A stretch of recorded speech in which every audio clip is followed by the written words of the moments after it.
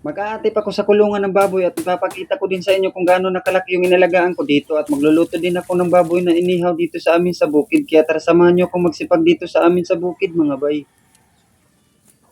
Magandang umaga mga bay. Ngayong araw pala mga bay ay tatapusin ko na yung pag-atip ng aking kulungan ng baboy. Dahil nakahiram tayo ng pambili ng yero at kailangan ko na din talaga tapusin yung atip nila dahil naaarawan sila bandang hapon na yung araw. At kailangan din talaga sa ating mga alagang baboy mga bay ay habang lumalaki yung mga katawan nila ay malamig talaga yung tinitira nila o kulungan. Kaya pagkarating ko dito sa aking kulungan ng mga baboy mga bay ay kinuha ko na agad yung plywood na temporary na nilagay ko na masilungan lang muna nila. Sa sobrang tagal ko pala na hindi ko natipan yung kulungan ng baboy ko dito sa amin sa bukid mga bay ay yung mga sanga ng dahon ng kawayan ay umabot na dito sa aking nilagay ng mga brakila.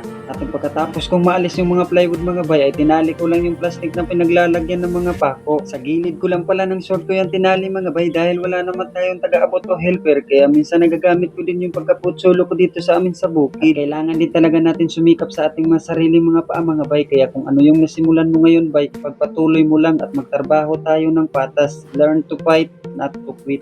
Nakuha lang pala ako ng maapakan ko dyan mga bay dahil nahirapan ako sa pagpukpok pag ako'y nandun sa taas na. Mas komportable din talaga kapag may inapakan ka sa taas mga bay para hindi ka mahirapan sa pagpukpok ng mga pako. Pinutol ko lang muna pala yung sanga ng kawayan mga bay dahil nakadungaw na dito sa aking kulungan ng baboy. At pagkatapos kong maputol yung sanga ng nakadungaw dito sa aking kulungan ng baboy mga bay ay agad ko naman sinimulan yung pagpako ng yero. Medyo makulimlim pala dito sa amin sa bukid mga bay dahil pabugso-bugso yung ulan dito. Pangalawang araw na pala itong mga bay na palaging ganito yung panahon dito sa amin sa bukid. Kapag lumalakas naman yung ulan dito sa amin sa bukid mga bay, sobrang tuwa na naman ng mga magsasaka na kagaya ko dahil yung mga malalaking bitak nila sa palayan ay madadaluyan na ng tubig. Nailagay ko na pala lahat ng mga yero mga bay at napako ko na din dito sa gilid at nagsisimula na din umambon dito sa amin sa bukid. Kaya habang hindi pa malakas talaga yung ulan dito sa amin sa bukid mga bay, tatapusin ko lang talaga yung pag-atip ng kulungan ng baboy ko para hindi din sila mabasa. 3 yero lang pala yung nailagay ko dito sa aking kulungan ng baboy mga bay, 8 yung haba ng yero tapos binawasan ko pa ng tubig para mailagay ko dito sa harapan. At bago ko ipapakita sa inyo kung gaano nakalaki yung mga inalagaan ko na baboy dito sa amin sa bukid mga bay, ay magluluto muna tayo ng maiulam ko dito sa amin sa bukid. Isang beses ko lang pala to hinugasan mga bay kasi hindi naman siguro to marumi at iihawin ko lang din naman ito. Pinasabay ko pala to sa pagbili kahapon ng mama ko si Hero mga bay dahil kailangan na din natin kumain ng medyo masarap na ulam dahil puro na lang tayo exotic food kinakain dito sa bukid. At pagkatapos kong maghugas ay agad ko naman binudburan ng asin para naman may lasa yung ating inihaw na baboy ngayon mga bay.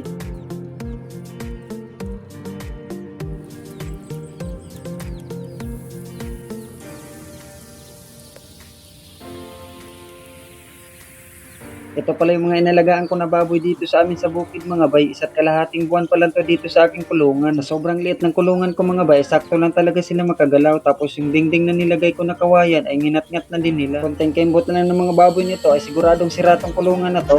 Malapit na pala maluto yung inihaw natin na baboy dito sa amin sa bukid mga bay. Kunting tiis na lang makakatikim na din tayo ng masarap na ulam. At lumaluto na yung inihaw ko dito sa amin sa bukid mga bay. Hinain ko na at sakto din dumating yung pamangkin ko na babae dahil wala daw silang pasok kaya siya yung hawak ko ng cellphone. Ganito pala kami minsan dito sa amin sa bukid mga bay kapag linggo ay nag-iihaw kami ng baboy di kaya nagkikilaw ng isda. Masarap din talaga kapag linggo mga bay kasi rest din yan ng mga katawan kaso yung iba ay rest din nila ay baso. At pagkatapos ko maghiwa ay gumawa na rin ako ng sausawan para talaga masarap yung ating inihaw na baboy. At nilagyan ko na lang din pala ng kalamansi para talaga may asim yung ating sausawan kaso wala tayong sili kaya ito na lang. Masarap sana talaga kapag may sili talaga yung sausawan natin mga bay para lasap na lasap talaga yung sarap natin sa ulam. Kaya kung nakaabot ka sa video na to bay, paki-comment naman kung taga saan ka para malaman ko kung saan umabot ang simpleng video na to. At kung may lumabas na ad sa dulo mga bay, sana hindi nyo ma-skip kasi malaking tulong na po yan sa akin. At dito na lang tong video na to bay. Maraming salamat sa panunood.